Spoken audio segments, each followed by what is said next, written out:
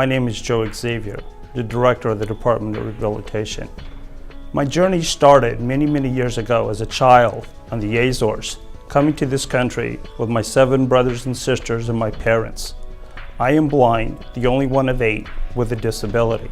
As a child with a disability who was blind, I went from wearing very thick glasses in my early youth to my 30s, where I had lost all usable vision. While I was losing my vision, my parents provided me with the expectation and the ability to contribute, to learn the value of work, to be able to contribute to family, to community. As a young adult, I was introduced to the services of the Department of Rehabilitation. The services that this department provides through the employers that gave me the opportunity, that give all of our consumers the opportunity, brings equality to our community, to society, and an equalizer for all of California. Hello, I'm Junie Lee, Chief Deputy Director for the Department of Rehabilitation. My first job with the department was as a vocational rehabilitation counselor, and it remains as one of the most rewarding jobs of my career. DOR counselors have the great honor of assisting Californians with disabilities to achieve their career goals. Over the last few years, the department has improved its services to be even more consumer-centric. Today, instead of just a counselor, there is a team to support the consumer. Our highly trained team of staff ensure that our consumers' vocational rehabilitation needs are met timely and effectively. Our work at the Department of Rehabilitation is richly rewarding and truly changes lives. My name is Bill Moore. I'm Deputy Director of the Department of Rehabilitation's Employment Division. I started my 36-year tenure with the Department of Rehabilitation as a counselor, where I had the opportunity to provide direct services to our consumers. As deputy, I had the opportunity to provide leadership that assists persons with disabilities to obtain employment, independence, and equality. Persons with disabilities, they want the same things that we all want. A place to call home, the ability to be able to take care of themselves and their families. I can think of no greater mission. Working in collaboration with our stakeholders, we help persons with disabilities to obtain employment, independence, and equality. We make a positive difference in persons with disabilities and their families. Hello, my name is Elena Gomez. I'm an Assistant Deputy Director with the Department of Rehabilitation, or DOR. I first came to DOR because I wanted to make a difference. As a former consumer of DOR, I received services that changed my life. And I wanted to provide the same experience for other individuals with disabilities. Someone mentioned to me, individuals with disability want the same thing as everyone else. They want to be able to go out in the community, go shopping with their hard-earned money from work. They will provide an example to their child as a parent with a disability able to achieve independence in their community. They want to be able to demonstrate to employers that individuals with disability have talents that they contribute to the workplace. It's truly wonderful to be part of an agency such as DOR, where we change people's lives. Hello, I'm Michelle Basso-Reynolds, and I'm the Public Information Officer at the California Department of Rehabilitation. Before the success of the disability movement, a Californian living with a disability had little opportunity to support oneself or live independently. The best case was total reliance on family and friends, while the less fortunate found themselves institutionalized. But in 1963, by the stroke of Governor Pat Brown's pen, the California Department of Rehabilitation was established. Our programs and services help persons with disabilities to be active participants in their community and enjoy a better quality of life. 50 years later, DOR is the largest vocational rehabilitation program in the country. We've provided service and support to 6 million people, as many people as the population of Los Angeles, San Diego, and San Francisco combined. At DOR, our purpose is employment, independence, and equality for Californians with disabilities. Ladies and gentlemen, let's all put our hands together now and welcome Joe Xavier, Director, Department of Rehabilitation.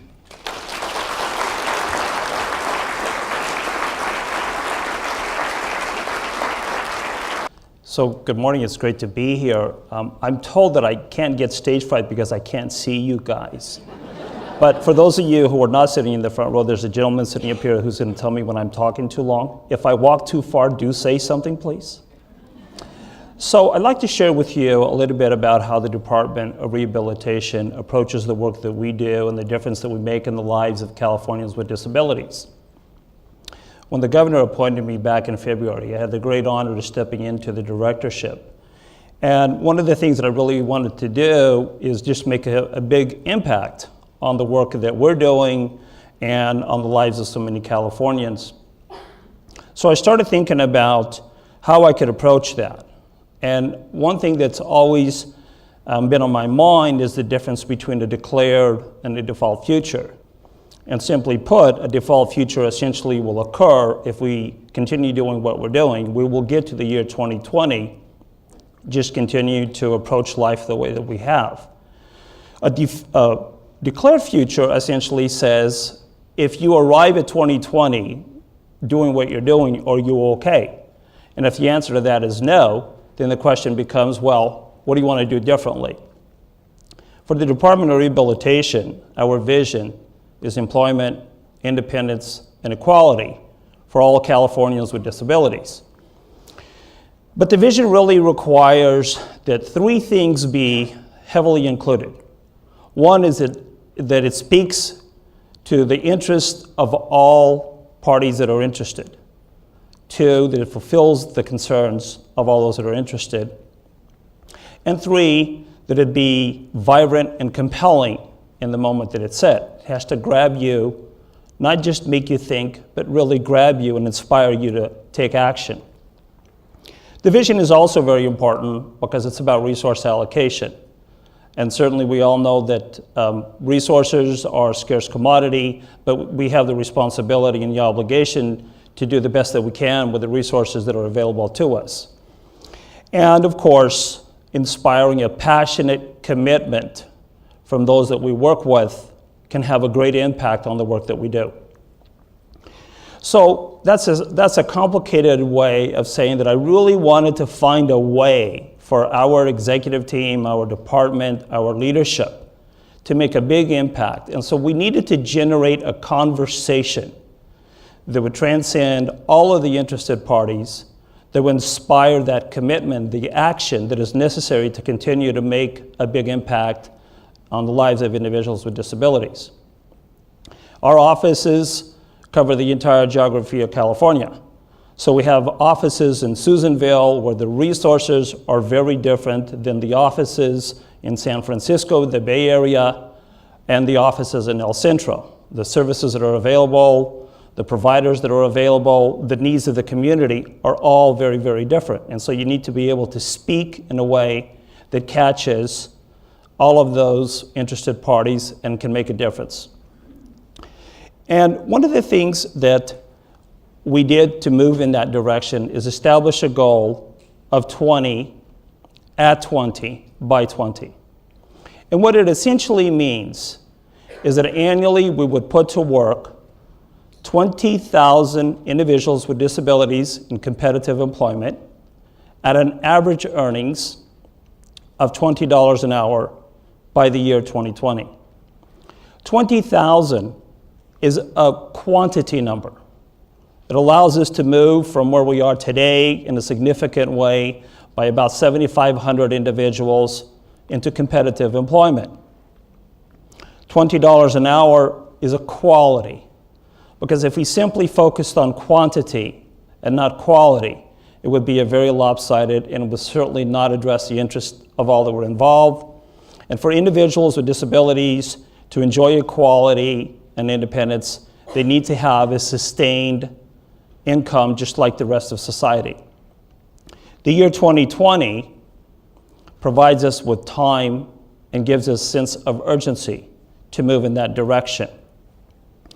Setting that goal up, though, is something that we have to be very thoughtful of within our organization, and that is that it could not be viewed as an indictment, a judgment, a criticism of those who have come before us and the staff, the providers, the communities that have been working with us and continue to work with us, because everybody is working very hard and putting a lot of effort and commitment into what we're doing.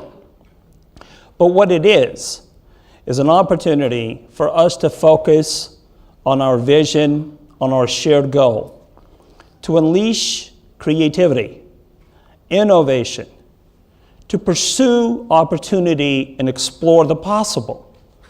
Because that conversation has a lot of power, can influence a lot of change, and make a lot of difference, even within just the resources that are available today.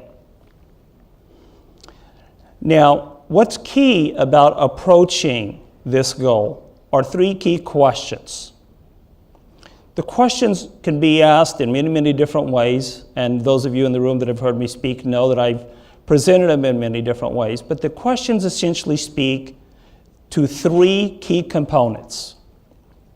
First, what is it that we are not doing today?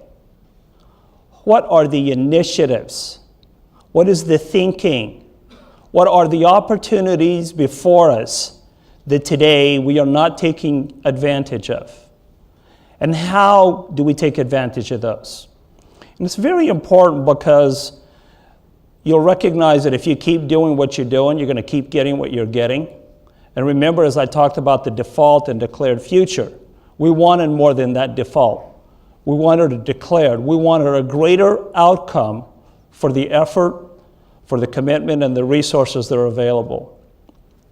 The second question, what are the things that we are doing today that we need to continue to do, but refine and do more of to make that difference? The question is important because it does acknowledge the good and hard work that is at place. And so we need to honor that, celebrate it, and do more of it. The third question is a question that is very difficult for many to answer, and it brings rooms of advocates to almost silence.